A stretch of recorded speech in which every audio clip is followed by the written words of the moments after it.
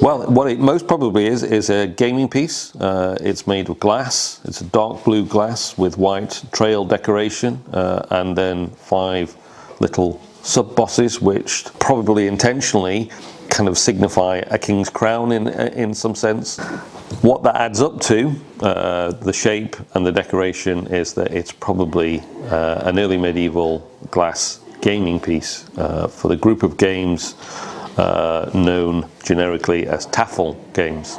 So the game tafl probably derives from a Roman board game called Ludus Latrunculorum, and the Romans were very fond of giving gifts of board games to barbarian princes. So you get a scatter of these in burials up and down the Roman frontier, and what seems to have happened then in various different parts of Europe, these games get innovated by the locals and turned into slightly different games, and they all roughly have the same principle of a central piece, usually we think of as a king, being defended from attackers, and the attacker wins the game by capturing the king. To date, I'm only aware of there being 2, this being the second one. The first one was found at the Pictish hill fort of Dundurn, which is in Highland Perthshire in present-day Scotland. If we look at this piece and the Dundurn piece, we're talking 8th, 9th century.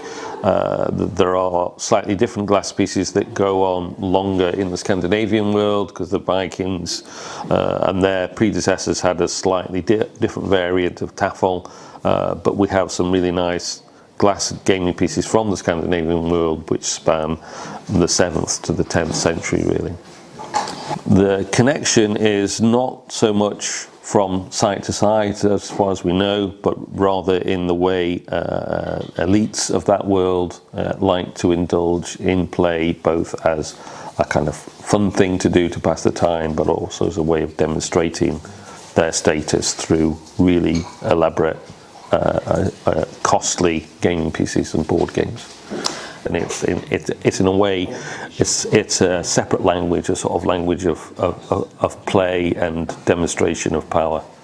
Well, I think in the context of Lindisfarne, it's a nice contrast with all the sort of cool vibe, as it were, around finding Viking stuff, and this shows that things here were just as cool and exciting before the Vikings got here and disrupted things, and it shows helps to show Lindisfarne in that wider North Sea world of often seaborne royal elites.